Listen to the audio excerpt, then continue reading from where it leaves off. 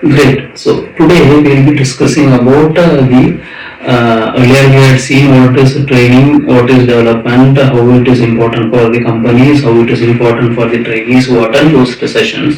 Today we will be touching upon areas or step, what is the process involved in developing a training session. Okay, so we'll be going step by step. What would be the different processes involved as far as development of it or design of a training cycle is concerned. Okay, so that will be today's discussion area. So the first aspect as far as the HR department who conducts the training sessions are concerned is to identify the need and necessity as to or the requirement criteria why the sessions have to be conducted. HR department identifies the areas of deficiency as far as the company is concerned, as far as the employees working in a particular department is concerned. So the HR department, as a first step, they need to identify areas of deficiency. Okay, this may be categorized or it may be in relation to the performance of the company as such. Say for example, if the company identifies that the products what they are selling is not moving forward or the sales number is dipping, so then HR department may identify that this is a source or cause of concern, and then they look into the problem behind it and then identify the cause or the root cause for the concern. If they understand that it is because of the non-performance of the sales executives, what they do is they try to increase the performance of the employees. This is done not by mere motivation or word of mouth. This is done by ensuring that the employees undergo specific session that is aimed at boosting their performance. Okay, so that is the first step or the first area what the HR department or the company would look into. That is how to or the needs and necessities why the training sessions are required. Okay, identify the needs and requirements of the training session, whether it is required, if it is required, what at what point of time it is required, what should be the deliveries. Okay, so this is the basic first step that the HR department or as a company would take. That is the first step or the first process. So once they have identified an area of deficiency or they have realized that there is a non-performance by certain executives, what they will have to do? They will have to cherry pick these executives or cherry pick the employees who are non-performing and then try to rectify these deficiency or areas of concern. So now the second step, they will have to understand and set the priorities or set the desirable targets. What they are trying to achieve from the conduct of training session. What is the final outcome or the desirable outcome that they want to see or expect from the employee as such after the training session. So that is the second aspect or that is the second part or second process step which comes into development of a training session. Okay, so once they have identified the needs and necessity as to why the training is required, the second part is about establishing the definitions or defined boundaries or outcomes of the training session. What is the goals and objectives of that particular training session? This would be in relation to the step 1, which is about the need and necessities. The boundaries or the outcome that is decided by the HR department is always in relation to the need and necessity of the first step what they have identified. So it is always the first step is about the root cause identification and the second step is about the effect. Okay, so basically first and second step go hand in hand in relation to each other. Okay, so they need to, as a second step, HR departments establishes the final outcome deliveries that they expect from an individual as an employee after undergoing the training session. That is the second step as far as T&D sessions are concerned.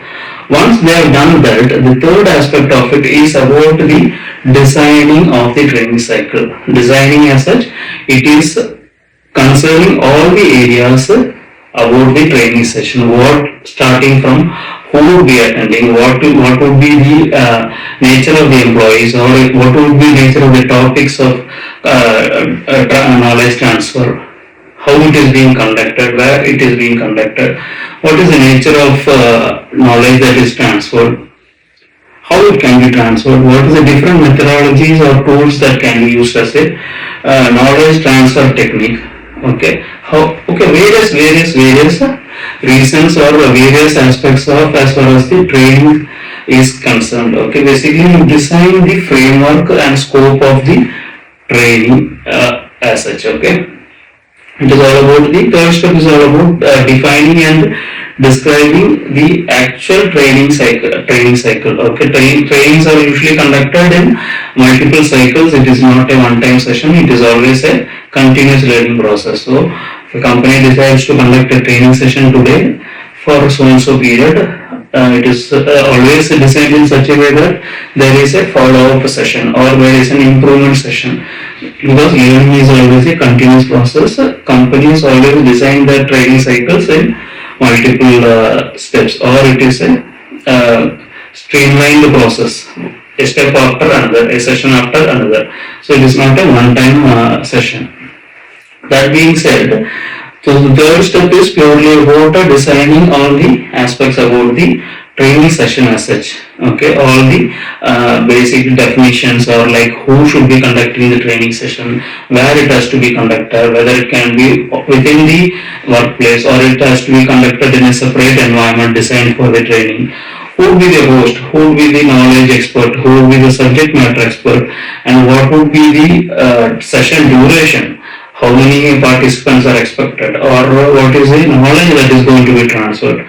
All these aspects covers basically, it is purely about the scope and framework about the training as such. So we identify the needs and necessities where training is needed.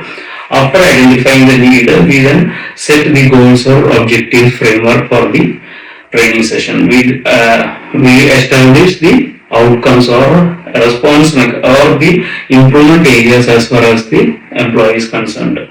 First we identify the areas of improvement, and then we establish the final outcome that we expect after a training session is being conducted. Third step, we see how the design part actually comes into the picture as far as training sessions are conducted. Okay, and then the final step would be the closing step, or is the feedback loop step, wherein once the session is completed, the employee or the trainee is put back into the workplace, and then from then on he is being evaluated and he is being compared to his earlier performance in relative to the standard benchmarks for the company. Okay, there are established standards and benchmarks for the company. He is then compared with his own performance. He is not compared relative to another employee. He is always compared in relation to his own performance prior to undergoing a training sessions. Okay, and they try to scientifically validate if there is a visible increase in the performance levels of the executive.